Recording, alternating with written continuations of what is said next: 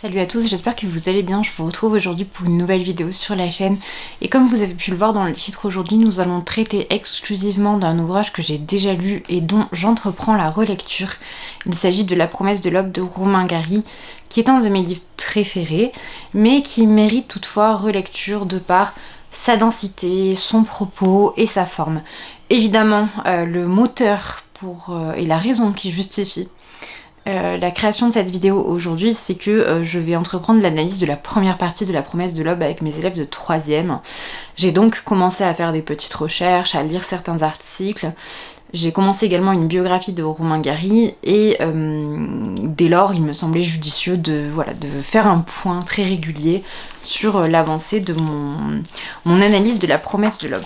Donc tout d'abord, je pense que tout le monde connaît La promesse de l'aube et Romain Gary, mais je pense qu'on va quand même recontextualiser un tout petit peu, remettre en évidence qui est Romain Gary, à quelle époque il a écrit, qu'est-ce qui marque, enfin qu'est-ce qu'on retient de son œuvre et qu'est-ce qui a marqué la littérature dans son œuvre. La promesse de l'aube, c'est un roman qui paraît en 1960, qui est hautement autobiographique, mais qui se permet de très larges libertés. On abordera d'ailleurs un petit peu plus tard la notion de pieux mensonge, mais aussi de demi-mensonge et de demi-vérité. C'est quelque chose qui est très spécifique à l'œuvre de Romain Gary, et même je dirais à son existence tout entière. Ce roman-ci, c'est un roman dédié donc à son existence propre, mais le personnage qui est véritablement au centre, c'est sa mère, qui l'aime par-dessus tout. De cette relation fusionnelle et des difficultés que Romain Gary va connaître dans son enfance vont naître un certain nombre d'aspirations de la part de la mère qui a dû faire le deuil d'une carrière d'actrice. Elle va donc faire reposer sur ce fils tout un tas d'ambitions, tout un tas de rêves et tout un tas d'idées d'accomplissement. C'est un roman finalement qui joue sur deux pôles qui sont assez difficiles en tant que lecteur, à savoir le pôle de l'idéal de la mère et de la réalité qui ne se module pas et qui ne s'adapte pas aux choses que Romain Gary a pu entendre et aux désirs que la mère pouvait avoir. Qui dit 20e siècle et 1960 dit donc Seconde Guerre mondiale. Romain Gary il en parle un tout petit peu dans ce roman-là, mais ce n'est absolument pas ce qui est au centre, même si, comme on l'abordera un petit peu plus tard, vous allez voir que durant sa carrière, il va s'orienter à un moment donné vers quelque chose de militaire. Romain Gary, il a été aviateur, il en parle un petit peu donc dans La promesse de l'aube. Donc c'est un récit tout à la fois sur l'errance, l'exil, la quête de ses racines et sur le caractère immuable d'un amour maternel qui cristallise des attentes et des espérances sur un fils qui va tenter et tendre vers leur réalisation.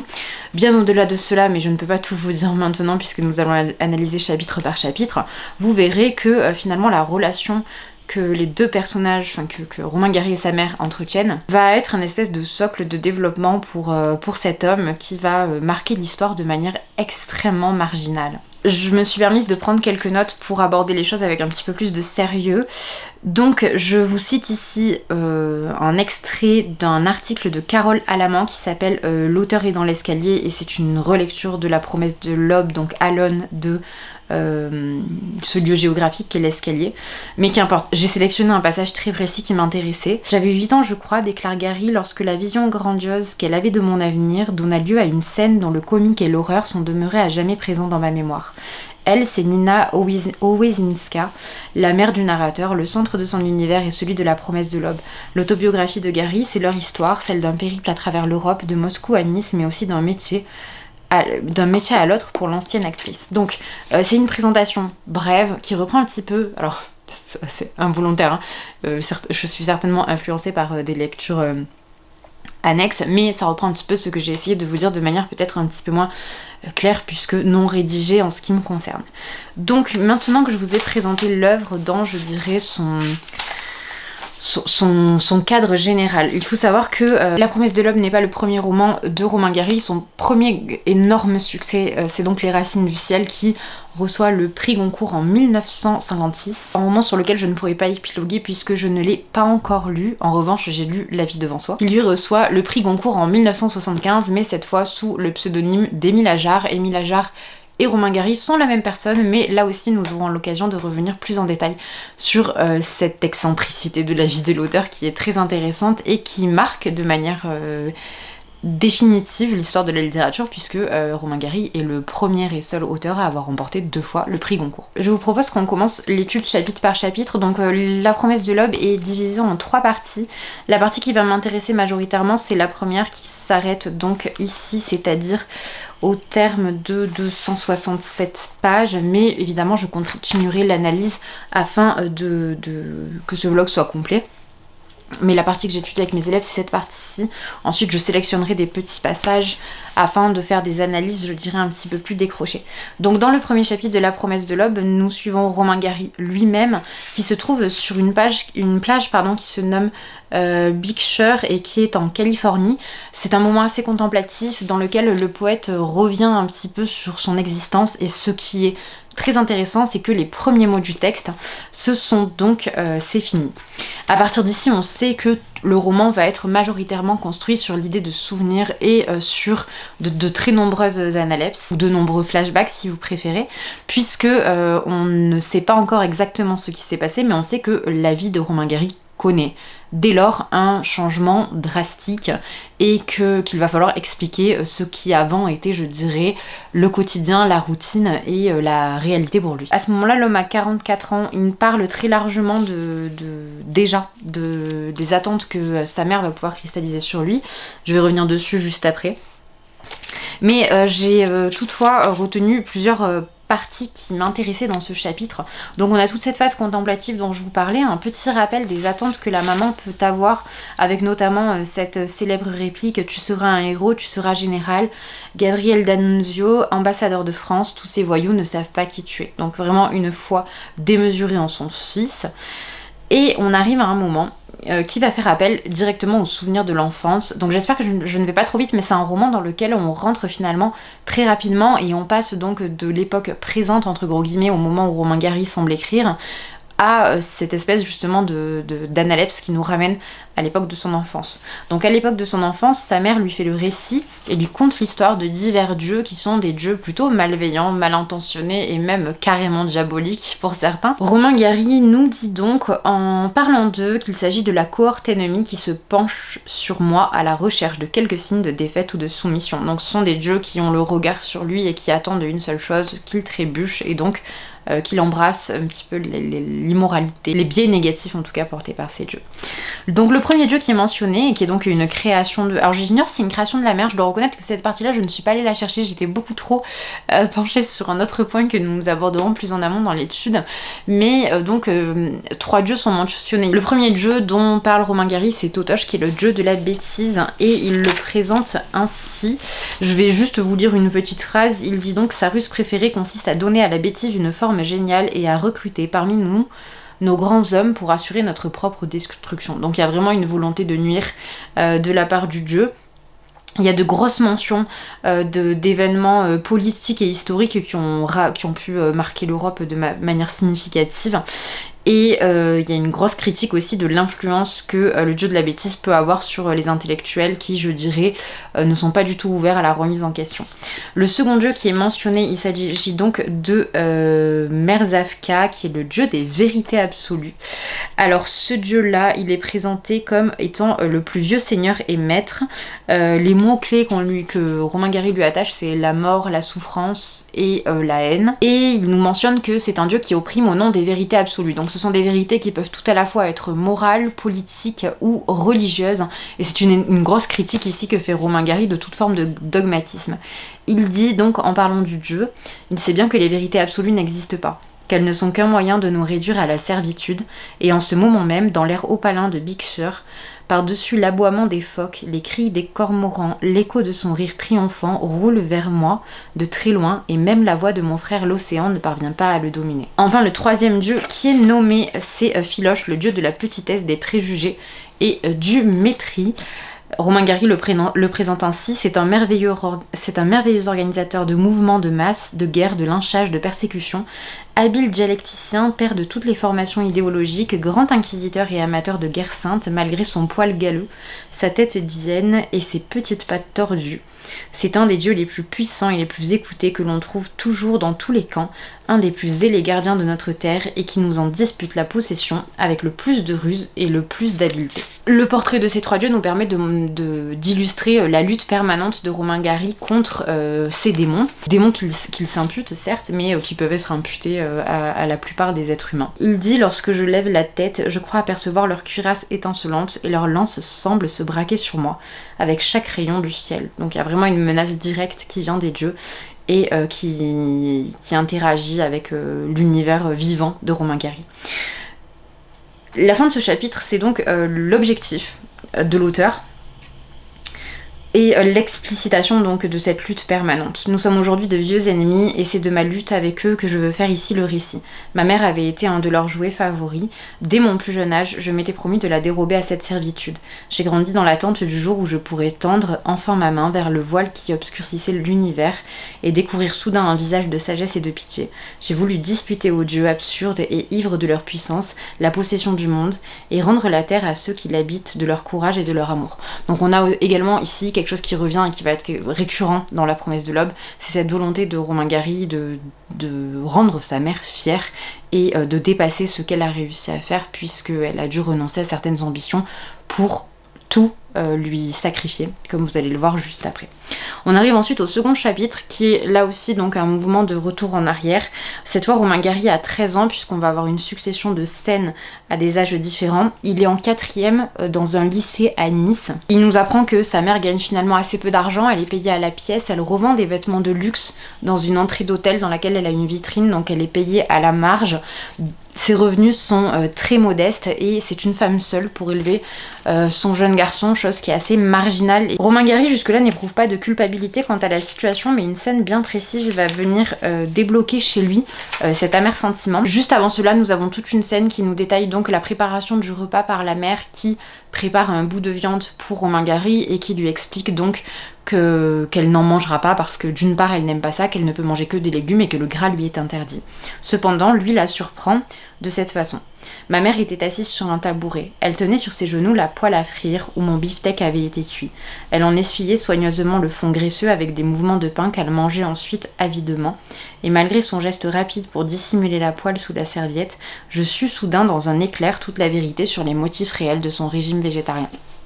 Donc on nous parle là de la privation. Romain Gary nous dit qu'il se retrouve donc immobile, pétrifié et qu'il a un regard d'horreur face à la situation. Il décide donc de s'enfuir. À partir de là, la mère va le poursuivre. Romain Gary va être en pleurs, la mère va lui demander de cesser de pleurer et à partir de là le considérer comme un homme. Lui parler comme un homme, essayer de l'interroger comme un homme afin de sortir donc de cette zone d'inconfort que le garçon semble percevoir puisqu'il se voit comme le moteur de sacrifice, des nombreux sacrifices de sa mère, j'espère que je suis claire. Et ça va très largement le peiner. Pour changer de sujet, la mère aborde le travail littéraire de l'enfant puisque Romain Gary a commencé à écrire des poèmes à cet âge-là. Poèmes qui ne sont pas reconnus par ses enseignants. La mère va donc parler de lui comme d'un génie incompris. Va être abordée dès lors, alors que nous sommes seulement au chapitre 2, l'idée du pseudonyme qui est très intéressant parce que ce qui va véritablement poser problème, c'est le nom de famille de Romain Gary que la mère trouve inadapté. Donc Romain Gary s'est déjà inventé plusieurs pseudonymes, notamment Romain de Roncevaux et Romain Roland. Il peine à choisir son pseudonyme, cependant, son nom de naissance c'est Cassou, j'espère que je le prononce bien, mais je ne pense pas, je vous l'écrirai juste ici.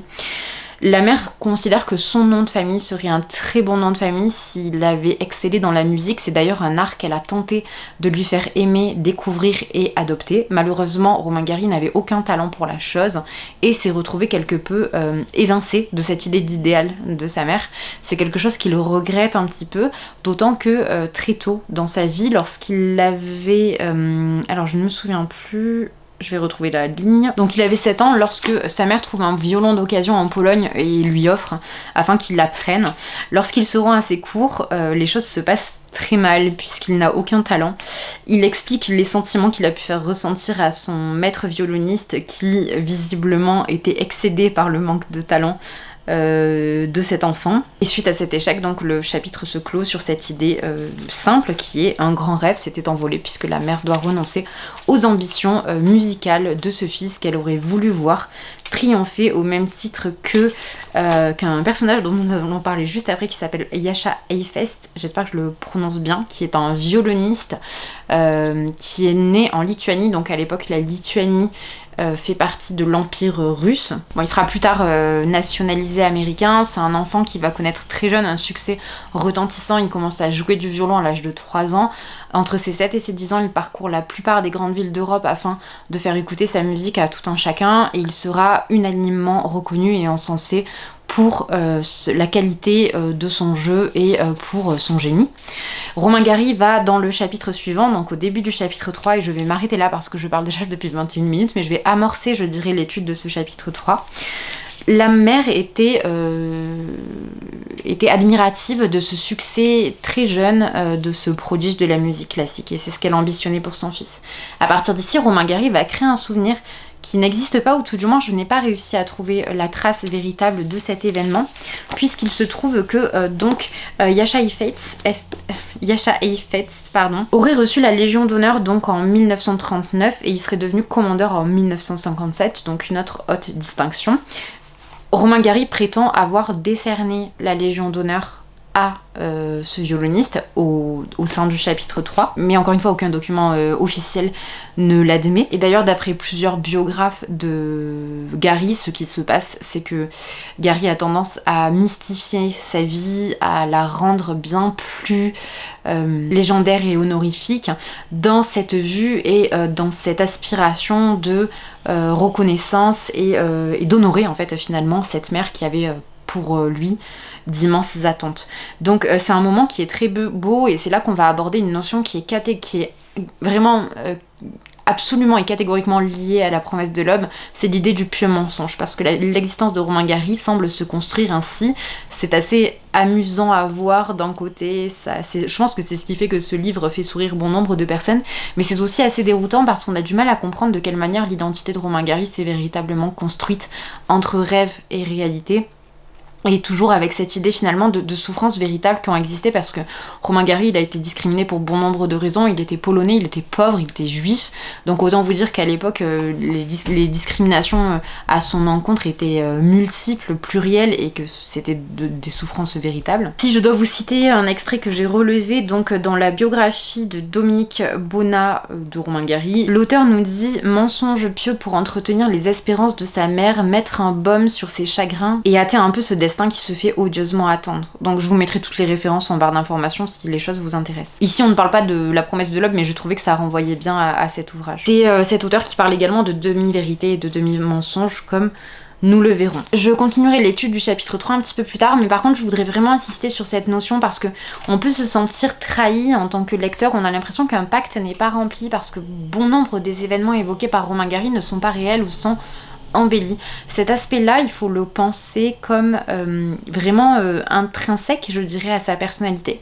Il ne s'agit pas ici de mentir, mais encore une fois, je dirais de redorer le blason d'une existence qui n'a pas été idyllique. C'est quelque chose qui va se reproduire également avec ce fameux coup de théâtre lorsqu'on apprendra que Émile Ajar est en réalité Romain Gary. Donc, si je dois recontextualiser un petit peu ce que je disais en début de vidéo, vous avez donc Romain Gary qui obtient son premier prix Goncourt en 1956 avec Les Racines du ciel qu'il publie bel et bien sous son nom, mais il en obtient un second en 1975 avec La vie devant soi qui pour le coup est publié sous le pseudonyme d'Émile Ajar. Si je me replonge sur la biographie dont je vous parlais précédemment de Dominique Bonnat, le surlendemain de la remise du prix Goncourt pour La vie devant soi, Romain Gary va affirmer dans un tête-à-tête dans le bureau directorial de la rue Sébastien Bottin que lui, Romain Gary, n'est pas Émile Ajar. La supercherie s'enracine dans le jeu du mensonge, ou plutôt des faux semblants. Et donc à partir de là, évidemment, on approfondira l'histoire un petit peu plus tard dans cette vidéo, mais Romain Gary va être pris dans cette espèce de piège de la double existence, à savoir celle de Romain Gary et d'Émile Ajar, prouesse étant tout de même que les styles sont très différents. Donc on peut tout à fait croire que ce sont deux auteurs distincts. On reviendra plus en détail encore une fois sur tous ces éléments. Je reprendrai l'étude du chapitre 3 un petit peu plus tard, mais j'espère que cette introduction vous a plu, qu'elle n'était pas trop longue et qu'elle n'était pas laborieuse, parce que je sens bien que c'est un roman qui va très vite, et comme c'est une autobiographie, il est assez, je dirais, compliqué de plonger dedans de manière très neutre, parce qu'il y a beaucoup d'affect aussi. J'aime énormément Romain Gary, j'aime beaucoup ce livre qui fait partie de mes favoris, et puis plus généralement, comme j'ai beaucoup d'empathie, je dois reconnaître que j'ai tendance à excuser très facilement, je dirais, les petites inéquités, les petites infidélités que fait Romain Gary. Voilà, je reviens un petit peu plus tard et je vous en dirai plus. Je vous retrouve dans la suite de ce vlog donc dédié à la promesse de l'aube. Ça fait quelques jours que je n'ai pas filmé, donc il est possible que je réintroduise de manière un petit peu trop précise la thématique de cette vidéo, alors que pour vous il n'y a aucun différentiel entre ce clip et le précédent. Je vais essayer toutefois de rester... de créer une jonction assez naturelle dans cette vidéo, même si étudier une œuvre de manière séquencée comme ceci, bon, il se trouve que là en l'occurrence je n'ai pas filmé depuis exactement 1 semaine et demie, puisque je suis malade depuis un moment et que je suis facilement essoufflée, j'ai mal à la gorge, j'ai mal à la tête, donc j'ai plus de mal, je dirais, à faire le travail face caméra. C'est assez compliqué pour moi, d'autant que j'essaye aussi de ne pas avoir l'air trop fatiguée, parce que je tiens compte des commentaires que vous avez pu me faire ces derniers temps. C'est vrai que ça se voit beaucoup que je suis fatiguée en ce moment. Et ne vous inquiétez pas, je m'en occupe et il n'y a rien de grave. Donc nous nous étions arrêtés, si tout va bien, à une partie du chapitre 3 où je vous racontais la fameuse anecdote donc de Romain Gary qui voit Claude Gallimard et qui lui affirme donc qu'il n'est pas Émile Ajar, et donc que cette action met bien en exergue, je dirais, la démarche générale de Romain Gary qui consiste, je dirais, à mystifier un petit peu son existence. Et vous allez voir que cette idée de mystique et de romantiser le réel, c'est quelque chose qui revient en permanence dans La promesse de l'aube et plus généralement dans la vie de Romain Gary. Donc si je dois reprendre là où nous nous sommes arrêtés, il faut que je reprenne page 30. Alors vous allez voir, ce segment sera peut-être un petit peu long puisque je suis quand même allée jusqu'au chapitre 10 et que chapitre 30, nous sommes encore au chapitre 3. Donc j'ai noté qu'à la page 30, donc Romain Gary dit se lancer dans la littérature, non pas par passion, mais par obligation à souscrire à un domaine artistique de compétences, et il se trouve que les compétences qu'il arbore le plus franchement sont celles pour la littérature. Même si ce n'est pas tout à fait vrai, vous allez le voir juste après, il y a un autre domaine de compétences artistiques dans lequel excelle Romain Gary, mais on en parlera juste après. Donc page 30, je devais un jour opter pour la littérature qui me paraissait le dernier refuge sur cette terre de tous ceux qui ne savent pas où se fourrer. Donc on a vraiment un vocabulaire qui passe à quelque chose de... Jusque-là, le texte est relativement soutenu dans sa construction et on arrive à ce mot ou se fourrer, à cette expression-là, qui démontre que Romain Gary a cherché pendant longtemps de quelle manière s'intégrer dans la société et vulgarise quelque peu ses efforts, se moque encore une fois un petit peu de lui avec beaucoup de second degré en optant pour un vocabulaire qui est beaucoup plus familier. Je vais passer peut-être un petit peu plus loin parce que je vais revenir sur cette idée également d'auteur. Vous allez voir que c'est quelque chose d'important parce que la mère de Romain Gary a en haute estime également le travail des littéraires, même si elle s'inquiète un petit peu de voir son fils partir dans cette direction-là. D'ailleurs, en parlant de direction, je précise que il est très compliqué d'appréhender La promesse de l'aube de la même façon que j'ai pu le faire pour Le Comte de Monte Cristo, pour la simple et bonne raison qu'il s'agit d'un roman autobiographique dans une large mesure, et donc que Romain Gary s'attelle à de très nombreux va-et-vient, des ellipses temporelles nombreuses, mais également donc comme je l'abordais dans le premier fragment de vidéo, une espèce de description du réel qui lui est absolument propre et qui n'est pas forcément révélatrice de ce qui s'est véritablement passé. Tout ça pris ensemble, ça fait que peut-être que je vais me répéter parfois et peut-être que ça manquera de clarté, je m'en excuse si c'est le cas. Donc on va à page 34, j'avais relevé quelque chose qui m'intéressait beaucoup. On va avoir une substitution, donc jusque là évidemment puisqu'on est dans un récit autobiographique, Romain Gary emploie le je, qui est donc la première personne du singulier, le pronom représentatif de l'autobiographie par excellence. Et nous arrivons sur un passage, donc ce passage je dirais formateur, déterminant, dans lequel Romain Gary se demande vers quelle carrière s'orienter et donc se résigne à la littérature. Donc on revient sur ce qu'on avait dit jusque-là. C'est ainsi que la musique, la danse et la peinture successivement écartées, nous nous résignâmes à la littérature malgré le péril vénérien. Il ne nous restait plus maintenant pour donner à nos rêves un début de réalisation qu'à nous trouver un pseudonyme digne des chefs-d'œuvre que le monde attendait de nous. Je restais des journées entières dans ma chambre à noircir du papier de noms mirobolants. Ma mère passait parfois la tête à l'intérieur pour s'informer de l'état de mon inspiration. L'idée que ces heures de labeur auraient pu être consacrées plus utilement à l'élaboration de chefs-d'œuvre en question ne nous était jamais venue à l'esprit. Je saute un petit passage. Malheureusement, donc il parle des meilleurs noms, ils étaient tous déjà pris. Goethe était déjà occupé, Shakespeare aussi, et Victor Hugo aussi. C'était pourtant ce que j'aurais voulu être pour elle. C'était cela que j'aurais voulu lui offrir. Parfois, lorsque je levais les yeux vers elle, assis derrière la table, dans mes culottes courtes, il me semblait que le monde n'était pas assez grand pour contenir mon amour. Donc on a ce passage du je au nous, puis ce retour au je. Le passage au nous, là où il est important, c'est que Romain Gary voit sa réalisation et son accomplissement en tant qu'individu par le prisme de la volonté de cette mère qui pose sur lui, on va le voir juste après. Bon, alors non seulement une volonté de réussite qui est très extravagante, mais bien au-delà de ça, elle pose sur lui des espoirs auxquels elle croit véritablement parce qu'elle a cet attrait et cette facilité à rendre le réel magique quelque part. Donc c'est quelque chose que Romain Gary reprend beaucoup dans ce texte-là. Petite anecdote qu'on trouve à la fin du chapitre 3, parce que je ne vais pas épiloguer non plus. On a donc un petit passage qui mentionne donc... Bien plus tard, lorsque pour la première fois j'entendis à la radio le nom du général de Gaulle au moment de son fameux appel, ma première réaction fut un mouvement de colère parce que je n'avais pas songé à inventer ce beau nom 15 ans plus tôt. Charles de Gaulle, cela aurait sûrement plu à ma mère, surtout si je l'avais écrit avec un seul L. La vie est pavée d'occasions perdues. Donc tous les chapitres de La promesse de l'aube se terminent par une petite phrase, une espèce de petite sentence ou de petite morale. C'est vraiment très beau. Bon, vous savez de toute façon ce que j'en pense, hein. Je ne vais pas me répéter. On passe au chapitre 4. Chapitre 4, là on rentre dans quelque chose qui est un petit peu particulier parce que vient, je dirais, intervient un protagoniste qui est extérieur à ce binôme, à ce duo de la mère et du fils. Puisqu'on a l'apparition de Mariette qui va revenir un petit peu plus tard, donc c'est une fille, c'est une jeune fille qui fait le ménage chez Romain Gary.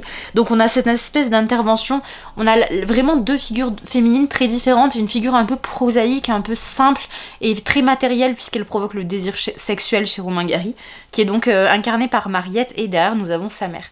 Et donc suite à une description très corporelle, je dirais, de Mariette et très liée à ce qu'elle va inspirer à Romain Gary d'un point de vue physique, nous avons à mon sens l'un des meilleurs passages du roman qui décrit ce que Romain Gary pense de sa mère. Et je trouve ce passage bouleversant. À ma première lecture déjà, j'avais trouvé ça incroyable et c'est vrai que ça m'avait fait beaucoup. Donc ce livre symboliquement il est important pour moi parce que je l'ai lu pour la première fois lorsque j'étais en vacances avec ma grand-mère. La dernière fois où je suis partie en vacances avec ma grand-mère c'était il n'y a pas si longtemps, mais c'était donc... très peu, une année avant son décès. Donc ça a d'autant plus de force et d'impact que je me souviens d'avoir lu ce livre à ses côtés. Ce passage commence ainsi. Je suis désolée, il est un petit peu long, j'espère que ça vous plaira. Ce fut seulement aux abords de la quarantaine que je commençais à comprendre. Il n'est pas bon d'être tellement aimé si jeune, si tôt. Ça vous donne de mauvaises habitudes. On croit que c'est arrivé, on croit que ça existe ailleurs, que ça peut se retrouver. On compte là-dessus. On regarde, on espère, on attend. Avec l'amour maternel, la vie nous fait à l'aube une promesse qu'elle ne tient jamais. On est obligé ensuite de manger froid jusqu'à la fin de ses jours. Après cela, à chaque fois qu'une femme vous prend dans ses bras et vous serre sur son cœur, ce ne sont plus que des condoléances. On revient toujours gueuler sur la tombe de sa mère comme un chien abandonné. Jamais plus, jamais plus, jamais plus. Des bras adorables se referment autour de votre cou et des lèvres très douces vous parlent d'amour, mais vous êtes au courant. Vous êtes passé à la source très tôt et vous avez tout bu. Lorsque la soif vous reprend, vous avez beau vous jeter de tous côtés, il n'y a plus de puits, il n'y a que des mirages. Vous avez fait, dès la première lueur de l'aube, une étude très serrée de l'amour et vous avez sur vous de la documentation. Par des comparaisons, et vous passez votre temps à attendre ce que vous avez déjà reçu. Partout où vous allez, vous portez en vous le poison des comparaisons, et vous passez votre temps à attendre ce que vous avez déjà reçu. Voilà, bon, c'est un passage que je trouve magnifique, hein, qui à mon sens est l'un des plus beaux, même si c'est compliqué de choisir. Je passe au chapitre 5 et je reviens un petit peu sur le personnage de Mariette. Donc là on a une explicitation, je dirais, de la relation entre Mariette et Romain Gary. Donc on retrouve la confrontation de la transcendance et de la matérialité, puisque donc Romain Gary qui a 13 ans à ce moment-là, est surpris ayant une relation avec Mariette par sa mère. Donc on a vraiment cette rencontre qui est presque dissonante pour Romain Gary, parce que dans la description qui est faite, alors je vais pas vous lire tous les passages non plus que j'ai relevés, mais en gros vous avez une petite phase qui compte les émotions après la relation sexuelle. Et en fait, c'est dans ce laps de temps que la mère rentre dans la chambre. Donc il y a cette espèce de... c'est assez curieux parce que donc c'est la matérialité qui mène vers la transcendance du sentiment, je dirais, post-jouissance, je pense qu'on peut dire ça. Et en même temps, c'est l'apparition de la mère qui vient rendre ça presque... comment dire, philosophique, parce que, d'ailleurs le mot de philosophie qui est employé dans le texte, parce que je dirais ça grandit encore la chose, le fait que la mère perçoive Romain Gary comme le fils, même s'il n'y a pas, dans cette scène-là en tout cas, il n'y a aucune ambiguïté, je dirais, quant à une relation incestueuse entre Romain Gary et sa mère, ce n'est pas du tout ce que je veux dire. Donc Mariette s'en va, alors oui, je spoil éhontément, hein, excusez-moi, je n'ai pas précisé, j'espère que je l'ai dit en début de vidéo, je ne me souviens plus.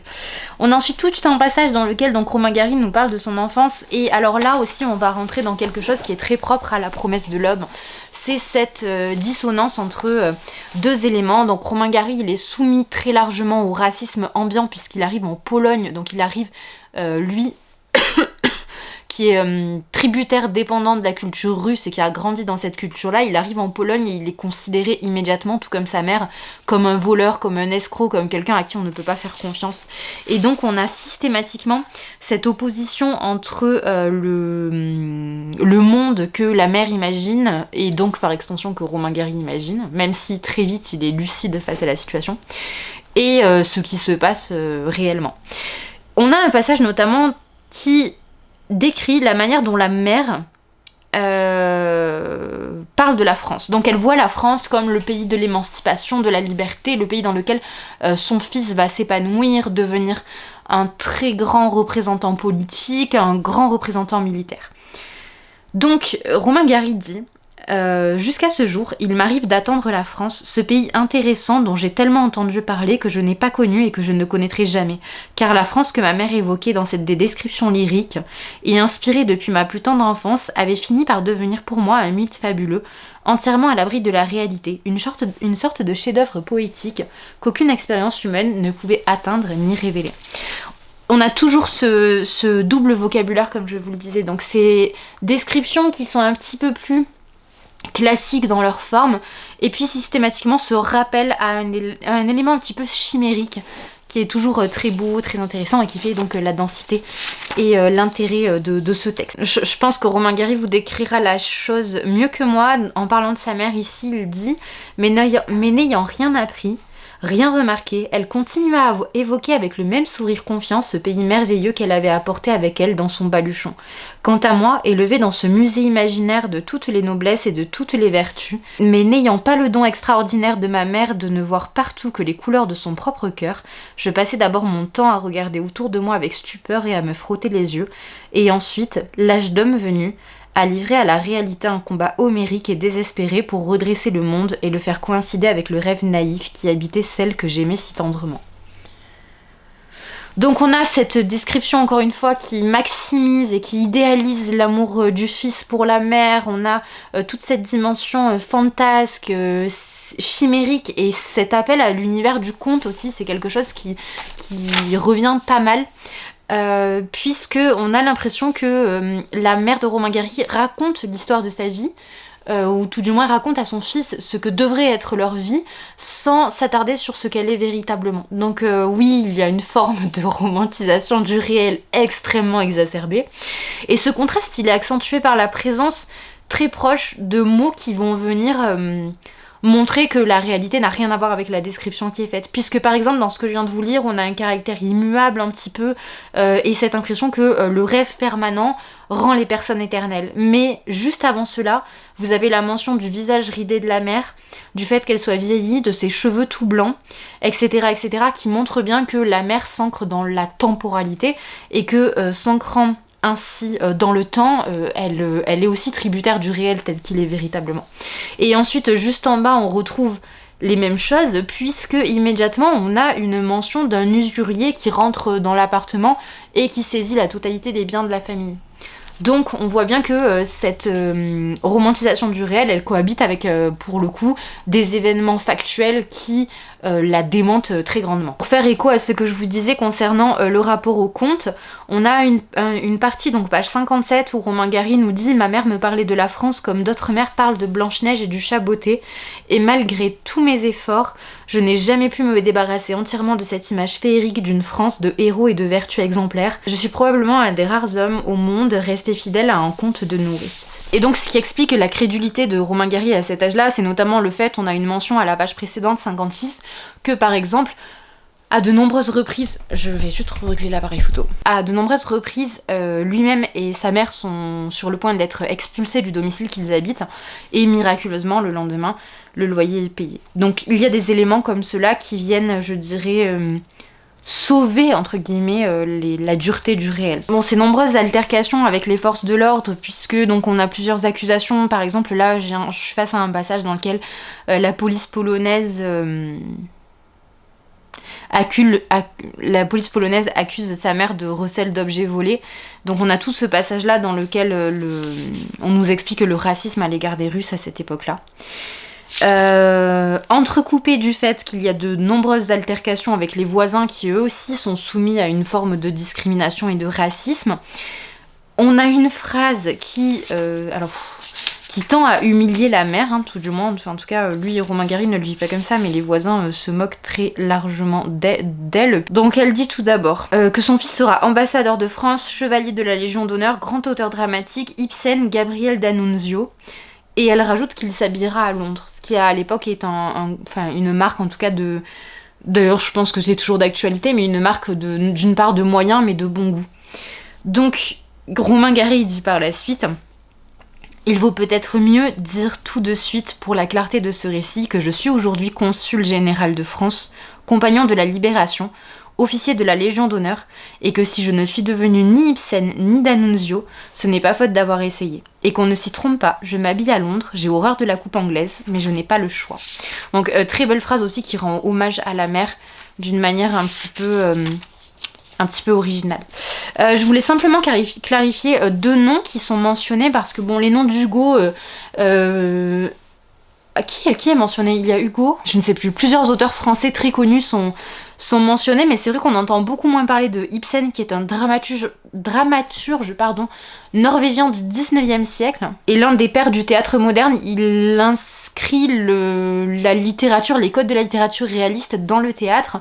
Et ensuite on a Annunzio, qui est un écrivain italien du 19e, 20e, fin 19e, qui aujourd'hui pourrait être affilié au mouvement décadent. Alors je dois reconnaître que le décadentisme italien, c'est pas quelque chose que je maîtrise, mais j'ignore si on l'affilie au décadentisme parce que décadentisme français, ou s'il y a un véritable mouvement décadent dans la littérature italienne. Je ne connais pas assez pour vous en parler. J'ai relevé deux de ses œuvres majoritaires, donc L'Enfant de volupté et Le Feu. Alors si vous les avez lus, n'hésitez pas à me dire ce que vous en avez pensé. Et ce qui est important de noter, c'est que c'est un homme qui a été aviateur de la Première Guerre mondiale.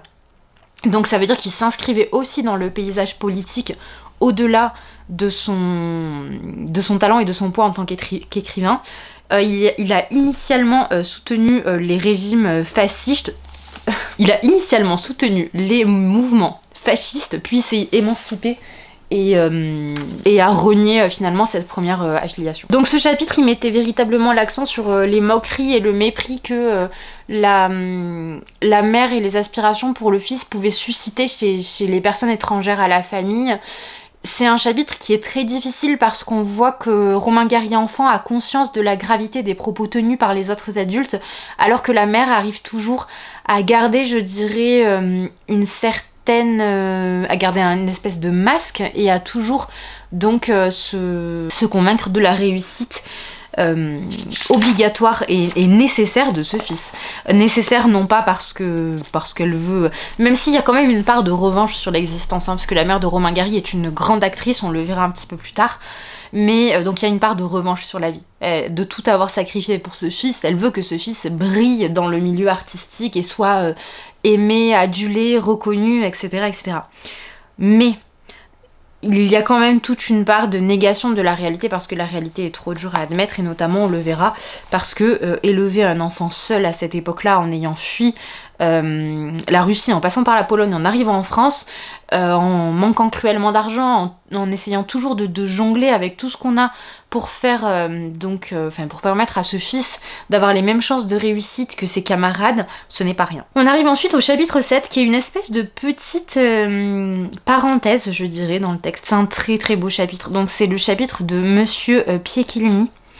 C'est un chapitre donc qui met en scène Romain Gary petit, donc après cette altercation entre les voisins et la mère, qui donc en passant devant chez ce monsieur va être invité à manger une pâtisserie, donc un loukoum.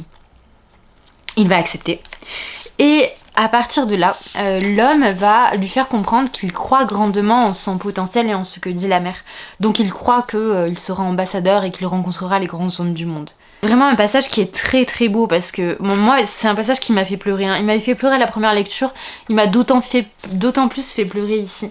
Donc cet homme, c'est un juif qui va être déporté et qui demande à Romain Gary de tenir une promesse. Cette promesse, c'est de mentionner donc que cet homme, donc le nom de cet homme ainsi que son lieu de résidence. Je vous lis un petit extrait, je vous lis un extrait assez conséquent une fois de plus.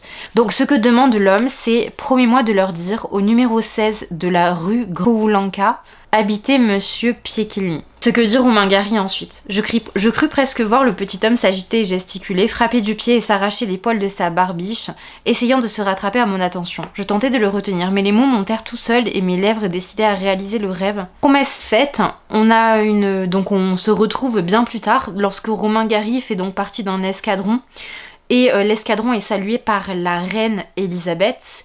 Lorsque la reine Elisabeth arrive à son niveau, elle lui demande d'où est-ce qu'il est originaire, elle répond de Nice.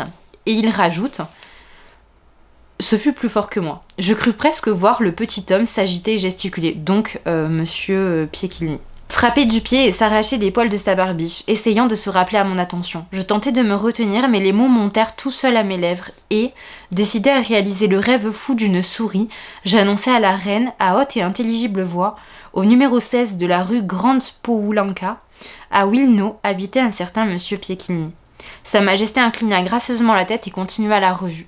Le commandant de l'escadrille Lorraine, mon cher Henri de Rancourt, me jeta au passage un regard venimeux. Mais quoi, j'avais gagné mon loukoum. Aujourd'hui, la gentille souris de Wilno a depuis longtemps terminé sa minuscule existence dans les fours crématoires des nazis, en compagnie de quelques autres millions de juifs d'Europe. Je continue cependant à m'acquitter scrupuleusement de ma promesse. Au gré de mes rencontres avec les grands de ce monde, des estrades de l'ONU à l'ambassade de Londres, du palais fédéral de Berne à l'Élysée, devant Charles de Gaulle et Wyszynski, devant les hauts dignitaires et les bâtisseurs pour Milan, je n'ai jamais manqué de mentionner l'existence du petit homme, et j'ai même eu la joie de pouvoir annoncer plus d'une fois, sur les vastes réseaux de la télévision américaine, devant des dizaines de millions de spectateurs, qu'au numéro 16 de la rue Grande Poulanka, à Wilno, habitait un certain Monsieur Piekielny. Dieu et son âme. Et le chapitre se clôt une nouvelle fois sur le tact et le second degré de Romain Gary que je trouve incroyable. Donc je n'ai pas réussi à redresser le monde, à vaincre la bêtise et la méchanceté, à rendre la dignité et la justice aux hommes, mais j'ai tout de même gagné le tournoi de ping-pong à Nice en 1932 et je fais encore chaque matin mes 12 tractions couchées, alors il n'y a pas lieu de se décourager. J'espère que toutes mes précisions ne sont pas trop longues, sinon je m'en excuse. J'essaie de vous faire une analyse de texte qui n'est pas une analyse linéaire mais qui suit tout de même la progression du texte en occultant de très nombreux passages, mais c'est vrai qu'il y a tellement de choses intéressantes que c'est compliqué de faire le tri. Il me reste 2 chapitres à vous analyser, ensuite je vous laisserai ici et on reprendra une prochaine fois. Donc nous sommes au chapitre 8 et dans ce chapitre 8 est introduite l'idée du Deus Ex Machina que vous connaissez peut-être. Le Deus Ex Machina, c'est un événement inattendu, très peu plausible, qui vient presque parfois rompre le caractère cohérent et vraisemblable du texte pour mettre en scène un élément qui va faire avancer l'intrigue, ou un personnage qui va faire avancer l'intrigue, ou une action qui va faire avancer l'intrigue. Et surtout, ce qui est important, c'est que le Deus Ex Machina vient régler un problème.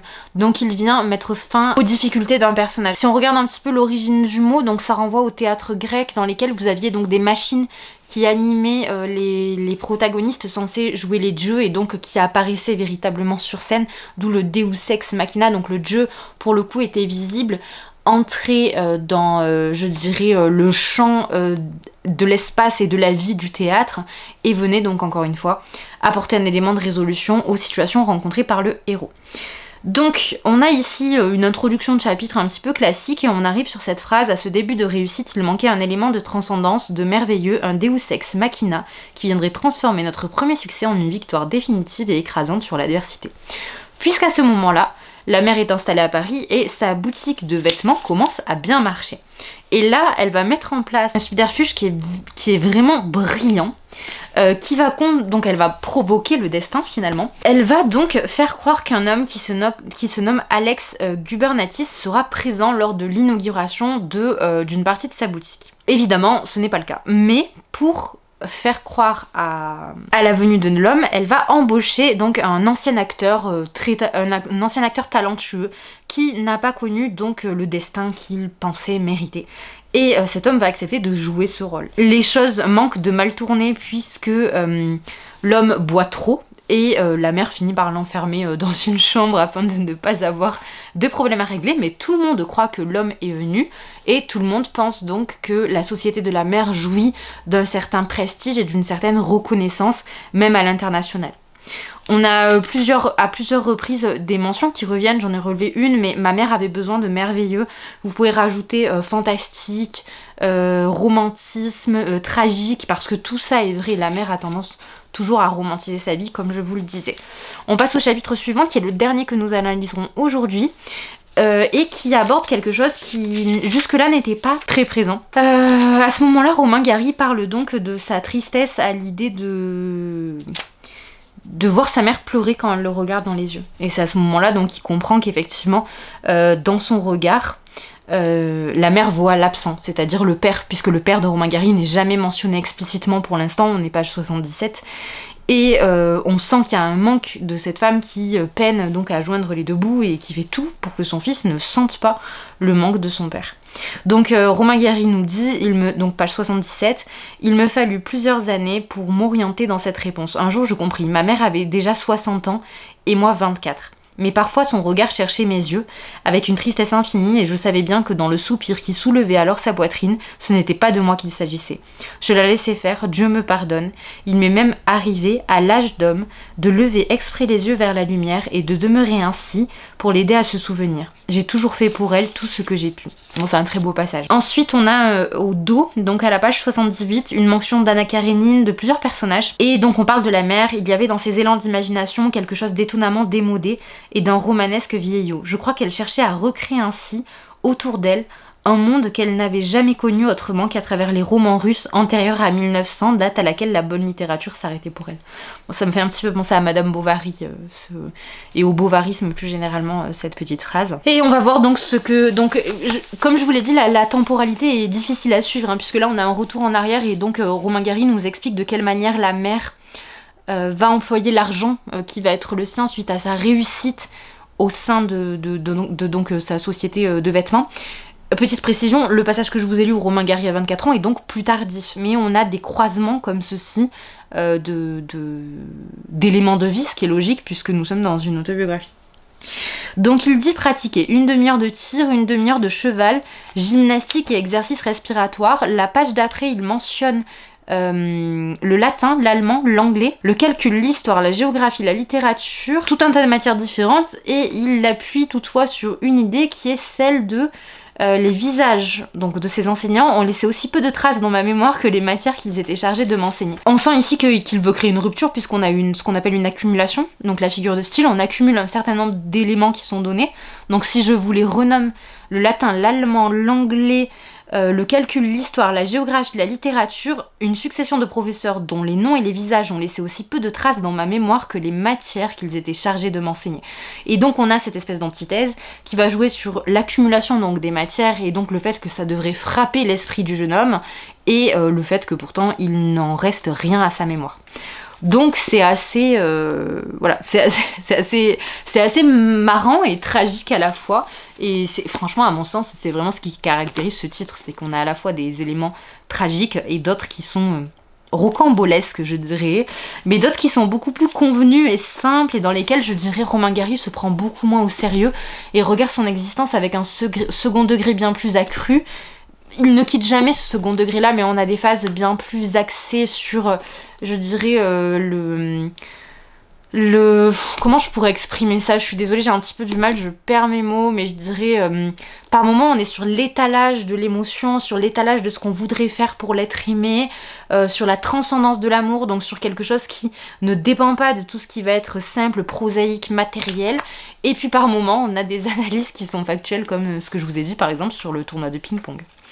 Bref, donc je vais retourner à ma lecture, je vais essayer de terminer cette première partie. Alors je vais essayer de le faire en 2 jours, c'est-à-dire que je vais essayer aujourd'hui peut-être d'aller regardons, jusqu'au chapitre 15 je pense.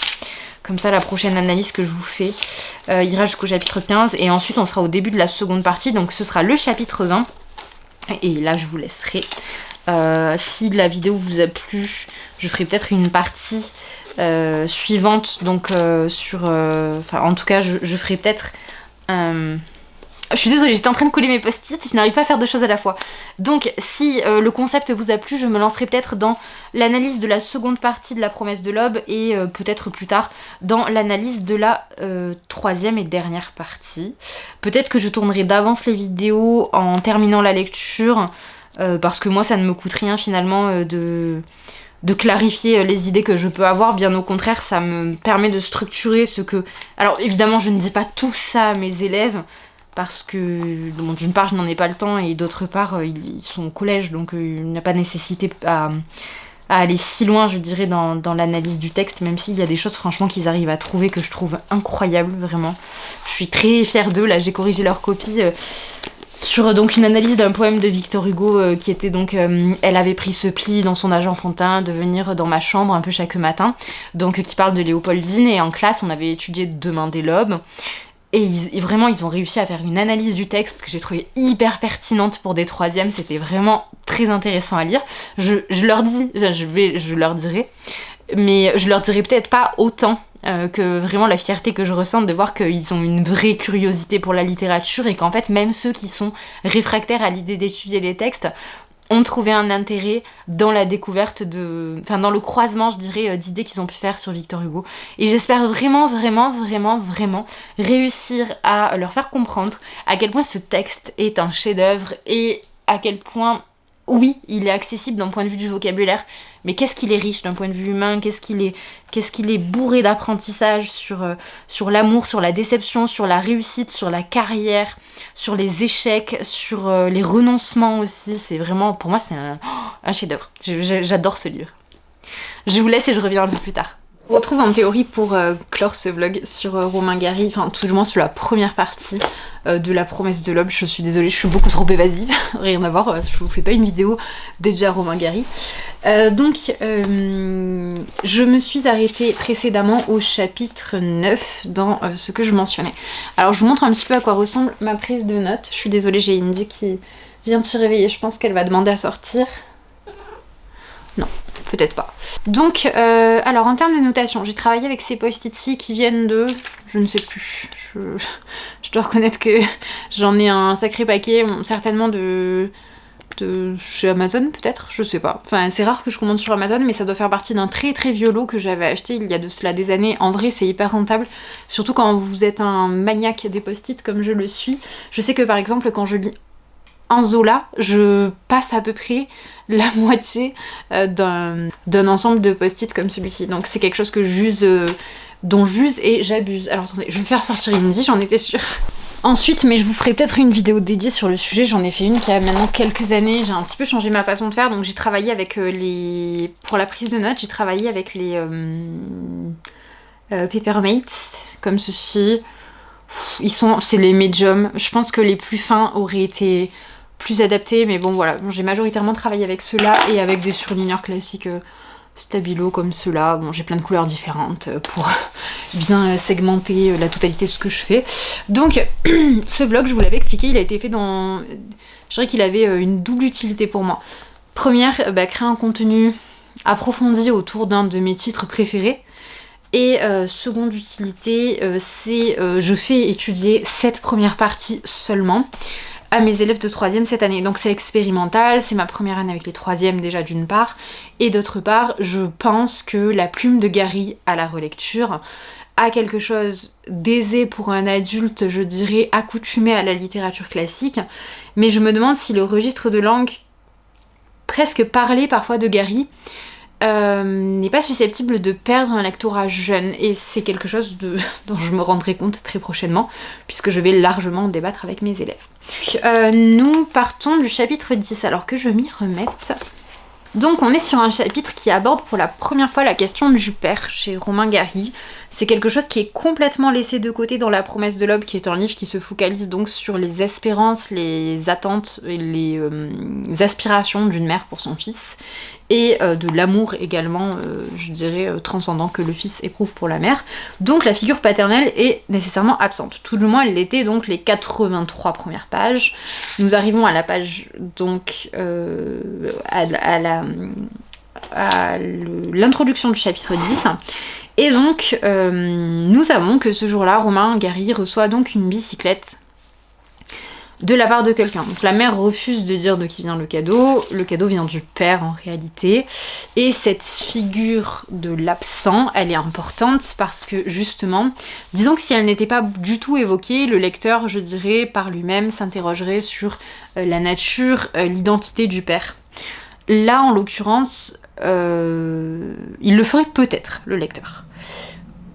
Je dirais que ce ne serait pas carencé de ne pas le faire, c'est-à-dire que c'est pas du tout un titre qui se porte à interroger la figure masculine, patriarcale au sein du couple, pas du tout. Bien au contraire, la mère de Romain Gary incarne tout à la fois, je dirais, la figure maternelle et paternelle. En tout cas, c'est ce que Romain Gary essaie de montrer. C'est une figure, je dirais, parentale, globale et totale. Alors, donc, nous avons une phrase ici qui explique aussi pourquoi cette idée de l'absence du père est absolument tue. Romain Gary nous dit à la page 86 « L'attitude bizarre de ma mère que je n'avais jamais vue aussi pâle, aussi tendue, le visage figé et semblable à un masque, je commis une gaffe irréparable. » L'attitude bizarre de ma mère que je n'avais jamais vue aussi pâle, aussi tendue, le visage figé et semblable à un masque. Donc, à ce moment-là, ce qui se passe, c'est qu'on a un homme qui est donc venu rendre visite à la mère de Romain Gary avec sa compagne. L'homme propose donc à l'enfant, puisque il me semble qu'il a 10 ans à ce moment-là, d'aller faire un tour en voiture avec lui. Et donc évidemment le jeune garçon accepte. Je précise que je dis jeune garçon pour éviter de répéter une énième fois Romain Gary, hein. J'essaie de varier un petit peu, j'espère que ça demeurera tout de même assez clair. Donc l'homme en question, il se nomme Ivan Mozjoukine. Donc j'ai pris des notes à ce sujet-là parce que personnellement c'est absence totale de connaissances sur cet homme. Donc c'est un homme avec lequel la mère de l'auteur a travaillé durant ses années en tant qu'actrice en Russie. C'était une grande star du cinéma muet et pendant très longtemps, Romain Gary s'est revendiqué comme étant son fils parce que je pense que ça a apporté une certaine aura à ce qu'il était, à ce qu'il aurait pu être aussi, et ça justifiait un choix de carrière qu'on verra un petit peu plus tardivement, qui est donc le choix, je dirais, de l'acteur et du jeu, et j'irai même plus loin, je dirais que cette assimilation volontaire de Romain Gary à quelqu'un qui excelle dans le milieu du théâtre et du cinéma, marque le fait que, comme on l'a déjà abordé jusque-là une multitude de fois, donc je ne vais pas m'étendre sur le sujet, Romain Gary est toujours acteur de sa vie, acteur au sens, je dirais, très large, c'est-à-dire, oui, effectivement, il est incarné au même titre que vous l'êtes vous et que je le suis dans mon existence, mais en plus de ça, il a cette façon, je dirais, de sublimer quoi que cela puisse signifier, donc positivement ou négativement, le quotidien par des mécanismes qui sont propres au théâtre et au cinéma. En réalité, cette paternité, elle relève plus de l'ordre du rêve pour Romain Gary que de l'ordre de la véracité, puisqu'on sait que le père de Romain Gary est donc Ariel Laïb Kassouf, j'espère que je le prononce bien, qu'on surnomme donc Leiba. Il se marie donc à Mina Owsinska, donc la mère de Romain Gary, en 1912. Gary, il naît en 1914, donc 2 ans après l'union du couple. Cette union, elle ne durera pas puisqu'après la Première Guerre mondiale, le couple choisit de se séparer. Et donc Mina aura la garde de son fils et donc l'éduquera à sa manière, comme elle le souhaite, et donc sans cet homme. C'était pour la partie sur la paternité, c'est quelque chose qui reviendra un petit peu plus tard, mais bon, on peut noter notamment que vous avez donc page 87 donc juste après, pour légitimer donc cette paternité qu'il s'octroie avec Ivan Mosjoukine, vous avez Gary en fait qui va énumérer ses petites interventions et ses petits rôles dans le cinéma et dans le théâtre, mais bon, on va pas épiloguer. Par contre, il y a quelque chose qui m'intéresse beaucoup après, et qui en dit long sur la personnalité de Romain Gary à mon sens. Alors attendez, je vais juste chercher mon téléphone parce que j'ai des notes dessus. Alors là, ça va être un sujet que je vais devoir un petit peu étoffer parce que je dirais qu'il est important aussi dans l'histoire même de la construction du XXe siècle. Donc Romain Gary dédie la fin de ce chapitre à la critique de la psychanalyse. Et on peut dire qu'il est assez acerbe dans ses mots. Donc la psychanalyse, c'est un terme qui naît sous la plume de Freud en 1896 approximativement, pardon. Et donc c'est autour de ce terme-là que vont donc se cristalliser des termes comme l'inconscient, le moi, le surmoi, le refoulement des rêves et la voie donc que le rêve pourrait offrir comme préférentiel, je dirais, pour l'accès à l'inconscient, etc., etc. Et donc on aura Lacan qui est plus tardif, que vous connaissez peut-être également, mais avant Lacan, vous avez des grands noms de la philosophie qui se sont illustrés au sein de la psychanalyse, parce qu'il faut savoir que la psychanalyse a connu un âge d'or qui a été, je ne sais pas si on peut dire bref à proprement parler, mais en tout cas qui a été indubitable, puisque donc il me semble que c'est à partir des années 1910 qu'on sent véritablement un basculement et que ce champ de recherche est en plein essor, alors qu'on est dans quelque chose de très expérimental encore. Et donc on va faire un lien à cette époque-là, donc je dirais entre 1910 et 1950 pour l'âge d'or véritable de la psychanalyse, parce qu'ensuite on a le déclin qu'a connu cette discipline jusqu'à aujourd'hui d'ailleurs, où vraiment c'est quelque chose qui s'est essoufflé, qui est un petit peu dépassé, et d'ailleurs on ne parle plus de se faire psychanalyser ou d'aller voir un psychanalyste, ou tout du moins c'est quelque chose d'assez rare, je dirais, comme démarche. En revanche, donc à l'époque, c'est un champ de recherche qu'on va rapprocher drastiquement de la psychologie et de la psychiatrie. Mais toujours avec ce prisme d'analyse souvent lié à Freud et plus tard à Lacan, qui va donc beaucoup parler de tout ce que vous connaissez. Donc c'est des théories qui sont beaucoup liées à la sexualité notamment, et à la sexualisation des parents, des enfants, à ces espèces de liens qu'on va pouvoir créer avec ces désirs qui tendent, sous-tendent et distordent presque la personnalité des individus, avec toute cette théorie donc sur le refoulement, sur ces choses qu'on aimerait vivre mais que finalement on ne vit pas. Bref, bon, je vais pas rentrer dans les détails. Ce qui m'intéresse, c'est le point de vue de Romain Gary sur la psychanalyse, parce que c'est très drôle. Donc Romain Gary, il naît en 1914. À ce moment-là, on est déjà dans cette tranche donc de l'âge d'or de la psychanalyse, mais c'est quelque chose que lui connaît très largement. Et d'ailleurs, lorsqu'il écrit La promesse de l'aube, c'est ce que je vais vous lire. En tout cas, je vais vous lire d'abord un tout petit extrait dans lequel il prévient les psychanalystes du fait qu'il refuse qu'une lecture psychanalytique de La promesse de l'aube soit faite. Donc on est page 89. Le moment est peut-être venu aussi de m'expliquer franchement sur un point délicat, au risque de choquer et de décevoir quelques-uns de mes lecteurs et de passer pour un fils dénaturé auprès de certains tenants des écoles psychanalytiques en vogue. Je n'ai jamais eu pour ma mère de penchant incestueux. Donc ça, il le dit page 89. Bon, ensuite, il développe évidemment le fil de sa pensée, hein. Mais moi, j'ai sélectionné une partie un petit peu plus brève, sinon nous ne nous en sortirons pas. Et je trouve que ça met vraiment en exergue toute la verve, tout le punch, toute la force, toute l'éloquence et tout l'humour de Gary. Donc page 91, il nous dit « La psychanalyse prend aujourd'hui, comme toutes nos idées, une forme aberrante, totalitaire. Elle cherche à nous enfermer dans le carcan de ses propres perversions. Elle a occupé le terrain, laissé libre par les superstitions, se voile habilement dans un jargon de sémantique qui fabrique ses propres éléments d'analyse et attire la clientèle par par des moyens d'intimidation et de chantage psychique, un peu comme ces racketteurs américains qui vous imposent leur protection. Donc je reviens sur quelque chose qui est intéressant, c'est qu'il y a vraiment ce parallèle qui est fait entre finalement l'aspect dogmatique qui est sous-tendu par l'emploi du terme totalitaire, et également sur donc il dit elle a occupé le terrain laissé libre par la superstition. Donc la psychanalyse a pris le terrain de la superstition. En réalité, je pense qu'il faut entendre le terme de superstition plus largement. Il y a la superstition au sens traditionnel, c'est-à-dire au sens des superstitions locales par exemple, mais la superstition c'est aussi lié à la religion ici, je pense, parce que Romain Gary n'est pas croyant, et que il y a cette idée finalement que la religion donne du sens, et que la religion s'étant retirée, l'être humain, c'est vrai que en gros, je schématise grossièrement, et j'en suis désolée, mais je peux pas m'étendre, sinon il nous reste encore 10 chapitres à faire, donc c'est compliqué. Mais en gros, lorsque la religion s'est retirée comme champ d'explication du monde, des comportements humains et de projection finalement des actions humaines, évidemment qu'il a fallu trouver de nouvelles façons, de nouveaux moyens d'expliquer les choses au monde. Et la psychanalyse a donc été un de ces biais-là, un de ces outils-là, un de ces leviers, d'ailleurs je devrais dire plutôt que biais, pour essayer de comprendre l'humain, son comportement, et donc évidemment c'est carencé par le fait que ça a la grossièreté d'une théorie qui tend à poser le même prisme d'analyse sur chacun des individus possibles. Je continue ce que dit Romain Gary.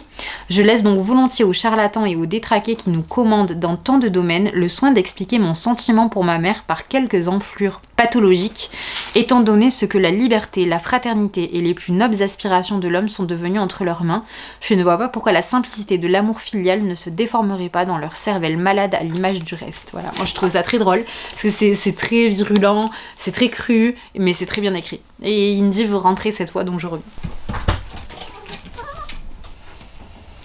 Je vous ai pas spécifié la chose, mais je ne rentrerai pas autant dans les détails avec mes élèves. Je vais expliquer ce qu'est la psychanalyse rapidement, parce que c'est intéressant et que c'est constitutif aussi de la vision qu'on a aujourd'hui de la psychologie, curieusement, parce qu'il y a un rapprochement qui est fait, un biais qui est fait, et même parfois une confusion entre psychologie, philosophie, psychanalyse, donc psychiatrie. Donc je pense que ça peut être intéressant, au moins pour déblayer un peu les idées générales. Donc Romain Gary clôt ce chapitre avec un paragraphe que je trouve très bien et que je trouve très humble, et qui souligne une nouvelle fois l'amour qu'il a pour sa mère.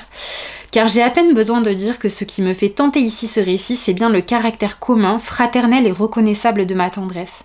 Je n'ai aimé ma mère ni plus ni moins, ni autrement que le commun des mortels. Je crois aussi sincèrement que ma juvénile tentative de jeter le monde à ses pieds fut, dans une grande mesure, impersonnelle, et quel que fût, chacun en jugera à son gré, à sa mesure et selon son cœur, la nature complexe ou élémentaire du lien qui nous unissait. Une chose du moins m'apparaît clairement aujourd'hui au moment où je jette un dernier regard sur ce que fut ma vie. Il s'agissait dans tout cela, pour moi, beaucoup plus d'une volonté farouche d'éclairer triomphalement la destinée de l'homme que du destin d'un seul être aimé. Donc voilà, je trouve que c'est très beau, très élégant, et c'est relativement simple. Mais je pense que vous comprenez ce que je veux dire quand je vous expose. La langue de Romain Gary elle est très belle, mais elle est très accessible. En revanche, je la trouve assez complexe pour un adolescent, parce que ça fait tout de même appel à beaucoup de choses qui sont vécues et dont on doit faire l'expérience au préalable pour que ce soit facile. Ensuite, donc passons au chapitre 11, parce que je vous parle déjà depuis 20 minutes sur ce chapitre-là. Donc on a une ouverture qui est un peu... ce qui est timide, je dirais, parce que c'est un petit peu triste. On assiste à une scène où Romain Gary explique que finalement il passe de la transcendance qu'il inspire à sa mère à une espèce de dédain de la part de la jante féminine qu'il aimerait séduire, donc c'est assez touchant. Et donc on a vraiment ce contraste entre finalement l'amour immuable et l'amour finalement qu'il faudrait venir solliciter, créer quand on a été habitué et baigné dans cette atmosphère où finalement tout nous était dû. Donc c'est très particulier, mais c'est joli. Donc il nous raconte une histoire qui lui arrive lorsqu'il est enfant. Vous avez donc une jeune fille qui s'amuse des garçons, des nombreux garçons qui tombent amoureux d'elle et qui leur fait faire des choses un petit peu étranges.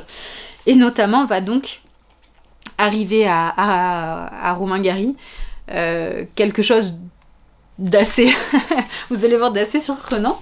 Donc il essaie désespérément de la séduire et donc il nous dit: c'est ainsi que mon martyre, pardon, on est page 95, c'est ainsi que mon martyre commença.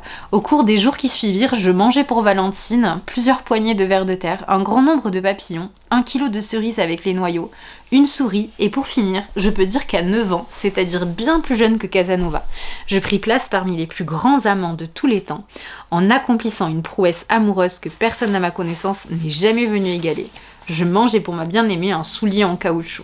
Et donc ensuite vous avez toute la description du mal de ventre, de la difficulté à digérer le soulier en question, etc., etc. En sachant que donc un tout petit peu plus tard dans le texte, on est page 99, il nous dit quelque chose qui est intéressant, ça je la note systématiquement, même si c'est plus de l'ordre de la culture générale.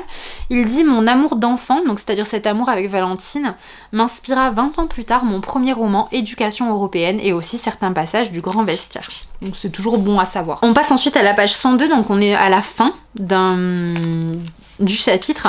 Donc il faut savoir que juste avant, parce que je ne peux pas tout vous lire, désolée, j'ai un petit chat qui est très demandant en termes de câlin ce soir, c'est terrible. Donc on a j'ai beaucoup aimé cette scène, c'est pour ça que je vais vous la lire, mais je vous assure que j'ai essayé après de minimiser un petit peu les parties que je choisissais à lire, d'accord? Donc je m'excuse si c'est laborieux pour vous, mais j'ai essayé au maximum de trancher et de sectionner le texte, mais c'est pas facile. Donc, le rival de Gary à l'époque de Valentine, il s'appelle Jean. Et donc, Gary nous dit, et j'ai trouvé ça super, parce que je trouve que c'est tellement révélateur de la personnalité de Romain Gary, qui est à la fois un adulte et un enfant en permanence finalement, et c'est ce qui est visible dans toutes les pages de ces textes. L'extrait est un peu long. Jeanne est alors je sais pas si c'est Jean ou Jeanne, parce que c'est J-A-N, donc je ne sais pas, on va dire Jeanne. Est aujourd'hui un personnage important du parti communiste polonais. Je l'ai rencontré il y a une dizaine d'années à Paris dans les salons de l'ambassade de Pologne, au cours d'une réception officielle. Je l'ai reconnu tout de suite. C'était étonnant combien ce gamin avait peu changé. À 35 ans, il avait le même air hâve, la même maigreur, la même démarche féline et les yeux minces, durs et narquois. Étant donné que nous étions là, l'un et l'autre, en qualité représentant nos pays respectifs, nous fûmes courtois et polis. Le nom de Valentine ne fut pas prononcé. Nous bûmes de la vodka. Il évoqua ses luttes dans la résistance et je lui dis quelques mots de mes combats dans l'aviation. Nous bûmes encore un verre. J'ai été torturé par la Gestapo, me dit-il. J'ai été blessé 3 fois, lui dis-je. Nous nous regardâmes, puis d'un commun accord, nous posâmes nos verres et nous dirigeâmes vers l'escalier. Nous montâmes au 2e étage et Jeanne m'ouvrit la fenêtre. Après tout, on était à l'ambassade polonaise et j'étais l'invitée. J'avais déjà enjambé la fenêtre lorsque l'ambassadrice, une dame charmante et digne des plus beaux poèmes d'amour de son pays, sortit brusquement dans des salons. Je retirai rapidement ma jambe et m'inclinai avec un sourire aimable. Elle nous prit chacun par le bras et nous accompagna au buffet. Il m'arrive de penser avec une certaine curiosité à ce que la presse mondiale aurait dit si l'on avait trouvé sur un trottoir en pleine guerre froide un haut fonctionnaire polonais ou un diplomate français précipité d'une fenêtre de l'ambassade de Pologne à Paris. Donc là, ça fait référence à une anecdote que Romain Gary raconte. Donc effectivement, il y avait toute cette phase de dégustation de choses immondes, mais il y avait une autre chose un autre défi auquel s'adonnait ce jeune homme et Romain Gary, qui était de se suspendre à un balcon, et donc il reproduit ça à l'âge de 35 ans. Et ce que j'ai trouvé fou, c'est qu'en gros, cette espèce de mystique autour de l'enfance, ça essaie vraiment de montrer qu'il y a des éléments qui sont immuables dans notre construction identitaire et que finalement, quel que soit le lieu dans lequel on se trouve et quelles que soient les responsabilités qu'on embrasse en étant adulte, finalement il y a des choses qui ne sont pas susceptibles d'évoluer et de changer. J'ai trouvé ça très intéressant. En fait, c'est toujours fait avec beaucoup d'habileté. Je dirais que les pensées de Gary sont assez limpides, mais elles sont toujours illustrées par des petites idées, des petites anecdotes qui sont, à mon sens, hyper touchantes. Sur le chapitre 12, je n'ai pas relevé beaucoup de choses. Sachez simplement que c'est un chapitre dédié donc à la conception de l'art que va avoir Romain Gary. Et oula, j'ai une énorme faute d'orthographe là, parce que j'ai voulu écrire en fait je disais le héros et érotisme et j'ai mis un H à érotisme. Donc on est sur un chapitre dans lequel Romain Gary surprend donc un chef pâtissier qui s'appelle Wilno avec une jeune femme. Et il va dresser un parallèle entre l'érotisme et la question de l'art dans ce chapitre. Bon, c'est un chapitre intéressant, mais comme on peut pas s'attarder sur tout, et que ce qui m'intéressait véritablement, c'était la dimension autobiographique, ou d'autofiction tout du moins, je me permets de passer. Ensuite, donc dans le chapitre 13, on assiste à une nouvelle carrière avortée pour le jeune homme, puisque bon, il se trouve que ses talents de chanteur ne sont pas à la hauteur de ce qu'il voudrait. Et donc une fois de plus, voilà, il insiste sur le fait qu'il est obligé de se tourner vers la diplomatie. Et donc sa mère lui dit toujours, encore et toujours, qu'il sera ambassadeur de France. On a encore une partie dont je vous parlais tout à l'heure. C'est vrai que j'avais peu le souvenir de l'amour profond que Romain Gary a pour la France. Et les deux France, donc ça on en avait parlé, hein. Il y a la France, la conception de la France qui avait sa mère, et la France telle qu'elle est véritablement dans la perception et l'expérience que fait Romain Gary. Bon, ensuite, dans ce chapitre-là, on a un petit passage sur les femmes et l'argent, mais c'est pareil, c'est pas forcément ce qui m'intéresse le plus, donc la mère de Romain Gary lui donne simplement des conseils pour séduire les femmes sans dépenser trop d'argent, et lui recommande de ne jamais accepter de l'argent de la part des femmes. Donc c'est une éducation, je dirais, liée aux conventions dans les relations hommes-femmes. Ensuite, on passe au chapitre 14, et là, on rentre dans quelque chose qui est intéressant, parce que, donc voilà, on rebascule complètement dans cette dimension de l'autofiction, dans cette différence tout du moins entre l'autofiction et l'autobiographie. Donc l'autobiographie se veut être au plus proche du réel, l'autofiction se veut employer des éléments du réel, afin de créer une espèce de perception différente de notre existence. Et chez Romain Gary, je dirais ça participe au fait de créer une légende, littéralement. En tout cas pour moi, enfin, vraiment, ce texte, La promesse de l'aube, alors j'aurais peut-être pas dû commencer par là, parce que j'ai pas tout lu de Gary, loin de là. Mais quand je l'ai lu la première fois, je me suis dit, mais quelle vie rocambolesque, vraiment. Bon, et finalement, plus je creuse et plus je me rends compte que Romain Gary nous a bien fait croire ce qu'il voulait. Et j'ai l'impression que ce livre, il a été écrit purement et simplement pour sa mère. C'est-à-dire que la plupart du temps, il s'amuse à raconter des anecdotes qui sont peut-être vraies, mais qui sont accentuées ou un petit peu détournées.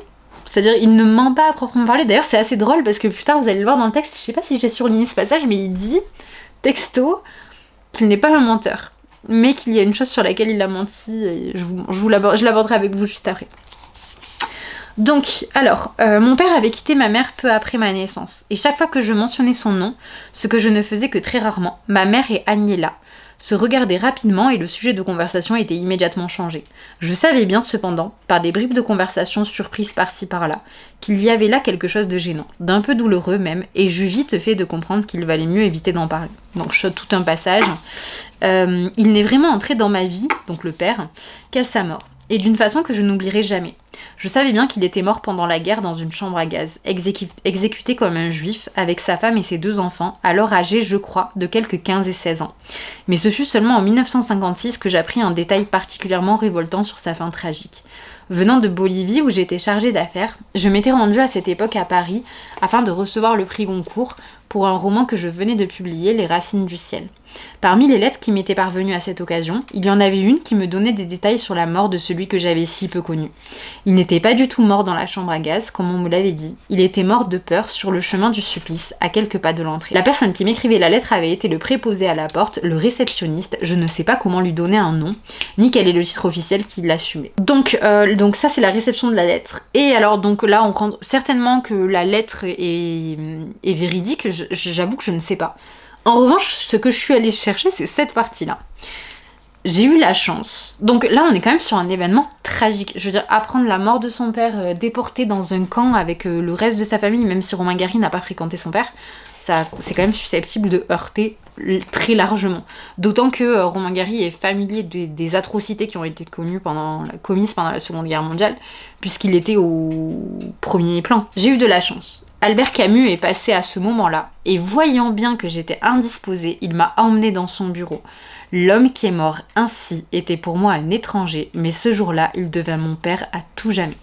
Donc ça, c'est super intéressant. Parce que, alors il y a 2 choses qui sont intéressantes. La première, c'est que oui, Camus et Gary ont été susceptibles de se rencontrer, c'est une certitude.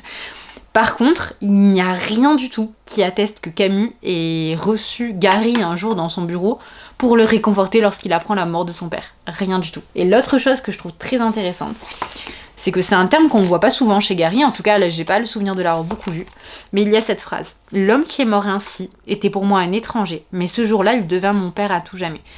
Et en fait ce qui m'intéresse c'est le un étranger, qui apparaît ici dans le même contexte que Camus, et donc le lien d'affiliation qu'à mon sens Gary a fait ici.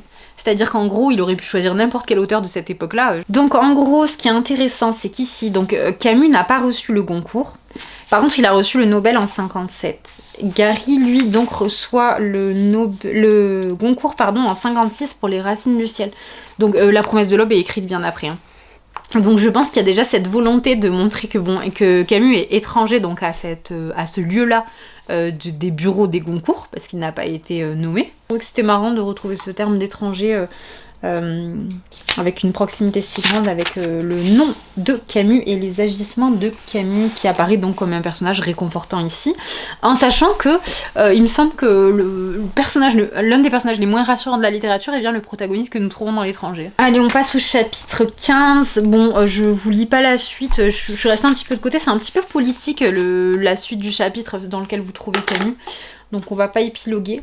On a toute une partie donc où Romain Gary nous parle de ses inspirations littéraires et de ses influences. Donc il parle beaucoup de Walter Scott, de Arsène Lupin, donc des aventures d'Arsène Lupin, et de Stevenson, avec L'île au trésor notamment. Et donc ensuite nous avons une anecdote. Alors encore une fois, je suis désolée si cette étude est un petit peu décousue, mais le livre en lui-même, alors quand on le lit, on trouve une certaine cohérence, parce qu'encore une fois, grande fluidité de la plume de Romain Gary, mais c'est vrai qu'on passe du coq à l'âne. Donc il parle de cette passion pour la littérature, et du fait que de cette passion pour la littérature va germer une espèce de curiosité pour la magie. Et donc un jeune garçon qu'à l'école tout le monde surnommait Pastèque, lui enseigne des rudiments de la magie, on pourrait dire. Et ce sur quoi insiste Gary à ce moment-là, c'est intéressant, je trouve. Enfin, ça, en tout cas, c'est une expérience de vie qui est intéressante. Et encore une fois, ça va me permettre de généraliser un propos. Romain Gary s'appuie sur un exemple de sa propre vie pour élargir et étayer une théorie philosophique largement répandue. Donc, Pastèque se fait surnommer ainsi parce qu'il mange de la pastèque tant qu'il le veut. La particularité de la pastèque à ce moment-là, c'est que donc il y a quelques cas de choléra qui sévissaient et la pastèque pouvait être porteuse apparemment.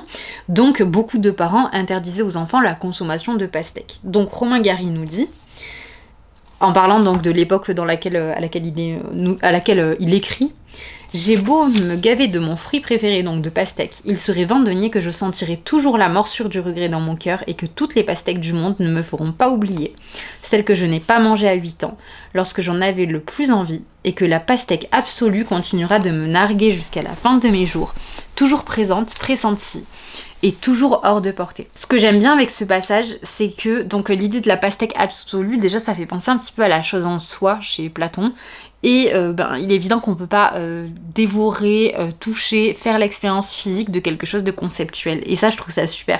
Cette espèce de paradoxe qui va exister entre la volonté d'acquérir un objet matériel et la volonté d'acquérir quelque chose qui est impalpable. C'est assez fascinant et je trouve que c'est expliqué d'une manière très simple avec un exemple concret. Et d'ailleurs, c'est une des grandes forces à mon sens de la bonne littérature.